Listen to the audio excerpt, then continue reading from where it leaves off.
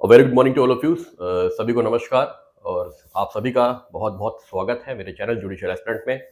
तो फ्रेंड्स, जैसे कि बहुत ही इस समय एक जैसे कहते हैं कि एक न्यूज़ चल रही है रिगार्डिंग कि क्या रजिस्ट्रेशन मैंडेटरी होने वाला है before the filling of form regarding civil जज जूनियर डिवीज़न। ठीक है, तो एचजीएस में तो ऑलरेडी है कि 7 साल की प्रैक्टिस होगी तभी आप कर पाएंगे। क्या लोअर जुडिशरी में भी ऐसा होने वाला है? तो इसी चीज़ को आज मैं अपने चैनल के थ्रू बिल्कुल क्लियर कट करने वाला हूँ। आप लोग जो घबराए परेशान हैं उसको भी दूर करने वाला हूँ। ठीक है, तो देखिए, अभी जो फैसला जिस पर चर्चा हो रही है वो बेसिकली फोकस है किस पर? गुजरात जुडिशरी की वैकेंसी पर।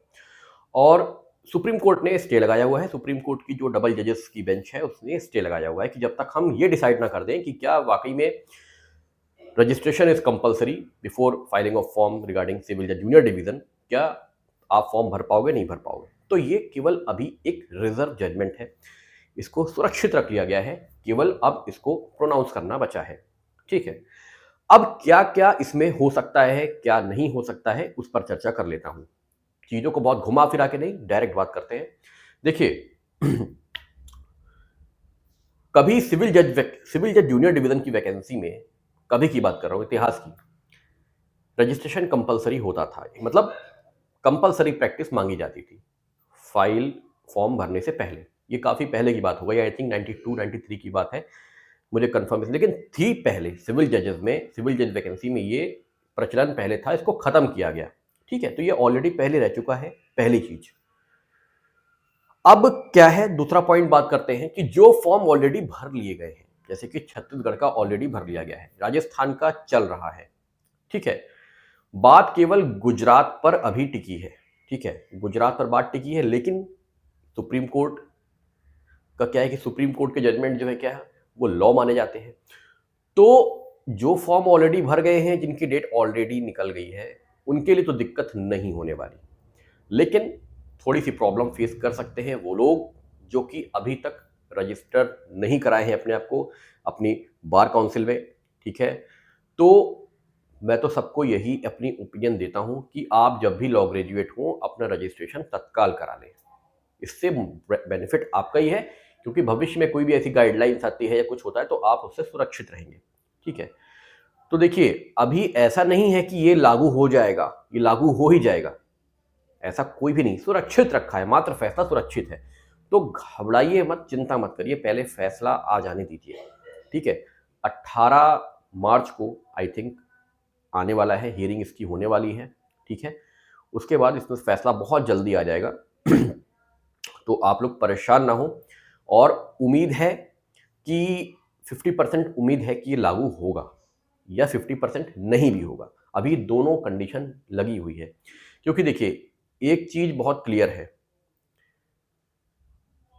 क्या केवल रजिस्ट्रेशन ही कंपलसरी करना सफिशिएंट है? क्या उससे ही सारी प्रॉब्लम सॉल्व हो जाएगी? तो ऐसा भी कुछ नहीं है। बहुत से लोग हैं जो रजिस्ट्रेशन करने के बाद भी प्रैक्टिस नहीं कर रहे हैं, वो घर पे बैठे हुए हैं। ठीक है, तो उससे क्या हल निकलता है मैं नहीं समझ पा रहा हूँ। ठीक है, और आप कैसे ये जिसे कहते हैं कि आप कैसे ये पता लगा लो कि कोई व्यक्ति रजिस्ट्रेशन कराने के बाद रेगुलर प्रैक्टिस कर रहा है, या अगर उसने अपना नाम वकालतनामे में चढ़ा भी दिया है तो क्या उसको नॉलेज है या उसने चढ़वा दिया है मात्र नाम। ठीक है, और जो मैं ये कंडीशन आपको बता रहा हूं कि मात्र नाम चढ़वा देना वकालतनामे में, ये 90% हो रहा है। ठीक है, चाहे वो एचजेएस में हो चाहे वो पीसीएसजे में हो, क्योंकि जो एस्पिरेंट है उसके पास इतना समय नहीं रहता कि वो डेली कोर्ट प्रोसीडिंग को भी ज्वाइन करे और आके घर पे पढ़ाई भी करे। मैं बिल्कुल फैक्ट बात आपसे कर रहा हूँ, होता यही है। ठीक है, तो इसका बहुत ज़्यादा जिसे कहते हैं कि बहुत ज़्यादा इसका कोई आपका रिजल्ट निकल के सामने आ जाएगा कि रजिस्ट्रेशन कंपलसरी कर दिए तो सब कुछ जेन्युइन है, तो ये भी ऐसा नहीं होना है, क्योंकि रजिस्ट्रेशन कराने के बाद भी बहुत से लोग रजिस्ट्रेशन कराने के बाद भी बहुत से लोग कोर्ट नहीं जाते हैं और उनका नाम वकालतनामे में चढ़ जाता है। ठीक है, बाकी माननीय supreme court, honourable supreme court के ऊपर है, जो वो निर्णय देंगे वो लास्ट निर्णय होता है। तो देखिए, मैं आपको बताते चलूं कि जो फॉर्म भर गए हैं जो फॉर्म फिल हो गए हैं, वो चाहे किसी भी स्टेट के हों, उन पर कोई आँच नहीं आनी है। लेकिन अब जो फॉर्म भरे जाएंगे या फॉर्म अभी नोटिफाई हुए हैं, उन पर स्टे लग सकता है। जैसे गुजरात वैकेंसी पर स्टे लगा हुआ है, ठीक है, कि वहाँ पर फॉर्म अब फिल नहीं होंगे। वो फॉर्म तब फिल होंगे जब सुप्रीम कोर्ट का ऑर्डर हो जाएगा, जजमेंट आ जाएगा रिगार्डिंग कि क्या एक्सपीरियंस ज़रूरी है कि नहीं। तो जो फॉर्म नहीं फिल हुए हैं, जिनका नोटिफिकेशन अभी आया है, उस पर थोड़ी सी तलवार लटक रही है कि क्या एक्सपीरियंस के बेसिस पे फॉर्म फिल होंगे या विदाउट एक्सपीरियंस के बेसिस पे फॉर्म फिल हो जाएंगे। जो ऑलरेडी फिल हो गए हैं, वो अपनी तैयारी खूब अच्छे से करें, उस पर कोई आँच अब नहीं आनी, ठीक है? क्योंकि छत्तीसगढ़ ने पहले करा हुआ था, जब पहले छत्तीसगढ़ का फॉर्म आया था, स्टार्ट हुआ था, तो उसमें यही कंडीशन थी कि जिनका एक्सपीरियंस होगा वही फॉर्म भर सकते हैं। बाद में सुप्रीम कोर्ट ने बोला, ठीक है, बाद में छत्तीसगढ़ हाई कोर्ट ने बोला सॉरी कि नहीं, ऐसा कुछ भी नहीं है, फैसलों को पलट दिया और फिर सब लोग, सबके लिए ओपन हो गया, चाहे आप एक्सपीरियंस आपके पास है या नहीं है। तो क्या अब दोबारा का ये चीज़ें बार-बार नहीं होंगी, ये सुप्रीम कोर्ट भी समझता है इन चीज़ों को। तो जो हो चुका है उसको अब नहीं देखना है, जो फॉर्म फिल हो गए हैं वो अपनी तैयारी करें, चाहे एक्सपीरियंस है, चाहे एक्सपीरियंस नहीं है।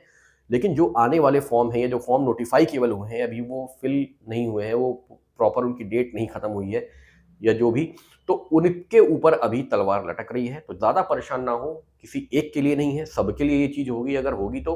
और आने वाले यूपी, एपीओ, यूपी पीसीएस पर भी इसका बहुत गहरा प्रभाव दिखने वाला है, ठीक है? तो अभी बिल्कुल परेशान मत होइए, केवल एक ये ही आप जैसे कहते हैं कि अपना माइंड मत बना लीजिएगा कि हाँ, रिजर्वेशन तो अब वो सॉरी अब एक्सपीरियंस तो मैंडेटरी हो गया है। अभी कुछ नहीं हुआ है, मात्र रिजर्व है जजमेंट। सुप्रीम कोर्ट माने, सुप्रीम कोर्ट उस पर अपना फैसला देगी, फिर ही कुछ चीज़ें सामने आएँगी, ठीक है? तो मैं सभी से रिक्वेस्ट है कि आने वाले समय में जो भी अपना लॉ ग्रेजुएट करते हैं, सबसे पहले अपना रजिस्ट्रेशन कराएँ बार काउंसिल ऑफ इंडिया में, डिस्ट्रिक्ट बार काउंसिल में और हाई कोर्ट में भी कराएँ, ठीक है? अपना रजिस्ट्रेशन कंप्लीट रखें और कोर्ट का मुँह भी देख लिया करो जाके, कोर्ट प्रोसीडिंग भी कर लिया करो, क्योंकि देखो प्रैक्टिकल एक्सपीरियंस अलग होता है, बुकिश लर्निंग अलग होती है। एक उदाहरण स्वरूप आपको मैं बता दूँ, अगर कोई व्यक्ति जो प्रैक्टिकल एक्सपीरियंस भी ले रहा है और पढ़ाई भी कर रहा है, ठीक है?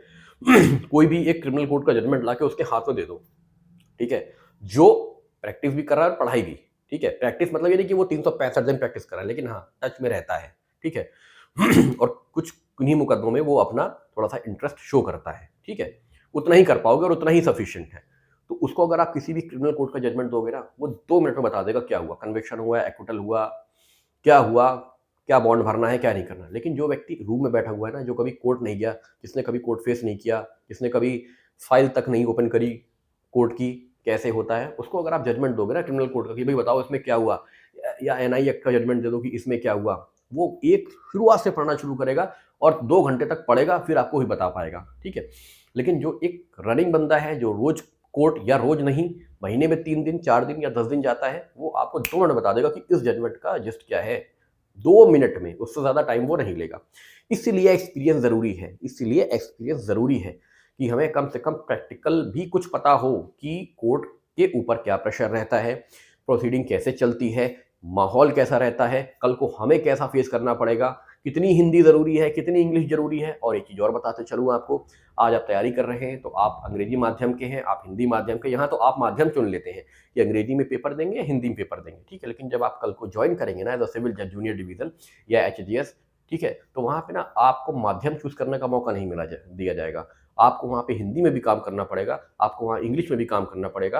लेकिन हिंदी में जो ट्रायल कोर्ट है, मैं लोअर कोर्ट अब इसलिए नहीं बोलता क्योंकि माननीय सुप्रीम कोर्ट ने अपने फैसले में कहा था कि लोअर कोर्ट को कोई भी अब लोअर कोर्ट अधीनस्थ न्यायालय नहीं बोलेगा, ट्रायल कोर्ट बोलेगा, तो मैं ट्रायल कोर्ट बोल रहा हूँ।